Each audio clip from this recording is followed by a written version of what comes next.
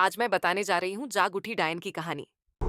राजस्थान के एक छोटे से गांव में रहती थी रुक्मा देवी। उम्र यही कोई 60 साल की होगी उनकी। गांव के लोग कहते थे कि वो औरत नहीं बल्कि डायन थी, क्योंकि शादी होते ही रुक्मा के पति की मौत हो गई और फिर धीरे धीरे उसके परिवार के सब लोग एक एक करके खत्म हो गए और साथ ही गांव में पड़ा अकाल। जमीन सूख गई, खेती सूख गई, लोग भूखे मरने लगे। रुक्मा को गांव से बाहर निकाल दिया गया और तब से वो गांव के बाहर झोपड़ी बनाकर रहने लगी। कोई भी रुक्मा के घर के आजू बाजू से गुजरता तक नहीं था। एक दिन गांव के रहने वाले रतन और उसकी पत्नी आनंदी को दूसरे गांव से आते वक्त रात हो गई और अंधेरे में रास्ता भटक के वो रुक्मा की झोपड़ी के पास जा पहुंचे। अरे आनंदी, ये क्या हो गया? हम तो रुक्मा डायन की झोपड़ी के पास आ पहुंचे। अब तो सब बुरा होगा। जल्दी जल्दी से निकल यहाँ से। हाँ जी, सही कहते हैं आप। ये डायन हमको खा जाएगी, जल्दी भागो यहाँ से। तभी रुक्मा झोपड़ी से बाहर आती है। अरे रुको, तुम लोग यहाँ मेरी झोपड़ी में आराम कर लो और देखो, इस रास्ते पर आगे मत जाना। हाँ हाँ, हमें आगे जाने से इसलिए रोक रही है ना, ताकि हमें मार डाले तू। अरे ना ना, मैं तो तुम्हारी जान बचाना चाहती हूँ, मेरी बात तो सुनो। डर की वजह से आनंदी और रतन वहां से भाग जाते हैं, लेकिन फिर अगले दिन गांव में खबर फैलती है कि रतन और आनंदी ने अपने घर में फांसी लगाकर आत्महत्या कर ली। वजह क्या थी किसी की समझ में नहीं आया। अगले दिन गांव में जोर का तूफान आया और भयानक तरीके से किसी के रोने की आवाज गूंजने लगी। अरे भाई, लगता है उस डायन रुक्मा ने गांव पे काला जादू कर दिया है। हाँ भाई, मुझे भी ऐसा ही लग रहा है। लगता है कल आनंदी और रतन मर गए। लगता है ये उसी का किया धरा है। हमें सरपंच के पास चलना चाहिए। वो दोनों आदमी सरपंच के घर पहुंचते हैं। अरे, तुम इस वक्त यहाँ पर क्यों आए हो? जानते नहीं बाहर क्या हो रहा है? कितनी डरावनी आवाज गांव में गूंज रही है। बस मालिक, किसी तरह आ गए। पूरे गांव वालों की जिंदगी का सवाल है। अरे मालिक, ऐसे तो सब एक एक करके मर जाएंगे। तो क्या चाहते हो? क्या किया जाए? मालिक, हमें रुक्मा को मारना होगा। अरे जब तक वो डायन गांव में जिंदा रहेगी, तब तक गांव में ये सब होता ही रहेगा। शायद ठीक कह रहे हो तुम लोग, मगर ये काम करेगा कौन? मालिक, अगर आप कहे तो हम दोनों मिलके इस काम को अंजाम दे दे।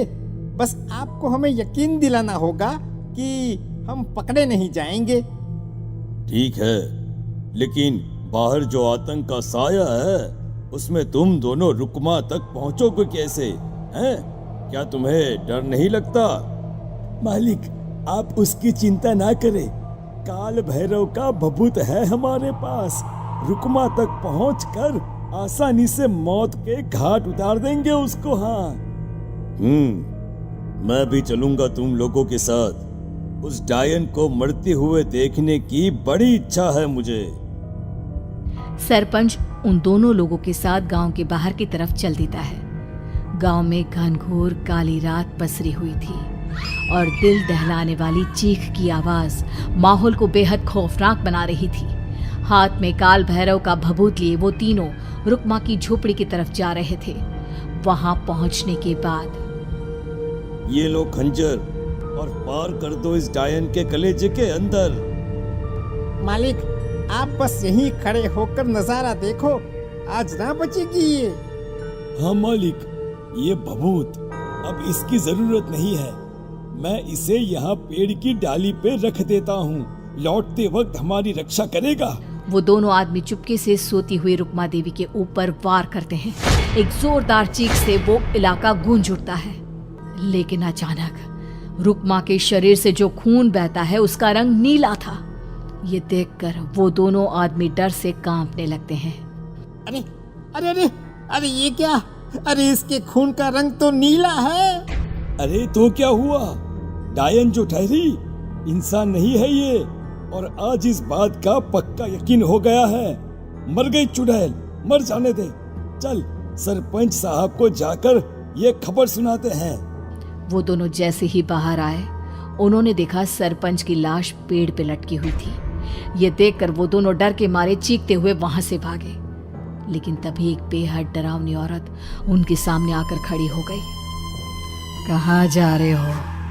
तुम्हें क्या लगा किसी का खून करके बच जाओगे तुम? कौन हो तुम? कौन हो? हमने तो डायन को मारा है, कुछ गलत नहीं किया भाई। वो डायन नहीं थी, वो इस गांव की रक्षा कर रही थी। तुम कौन हो और तुम्हें कैसे पता वो कौन थी? उसने रतन और आनंदी को मार डाला। रतन और आनंदी को मना किया था रुक्मा ने इस रास्ते से आगे जाने से, पर वही दोनों माने नहीं और उन दोनों ने मुझे देख लिया था, इसलिए उनका मरना तो तय था। क्या मतलब तूने मारा था और हम समझ रहे थे कि रुक्मा ये सब कर रही है?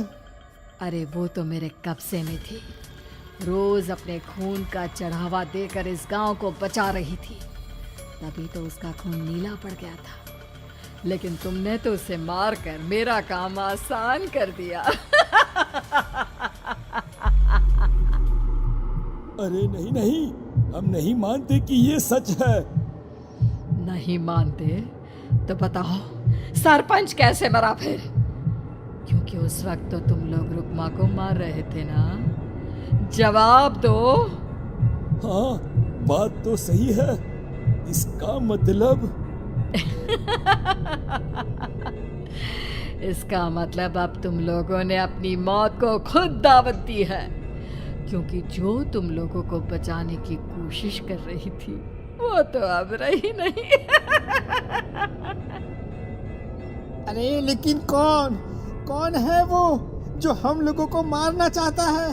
आत्मा, रुक्मा के घर वालों की आत्मा।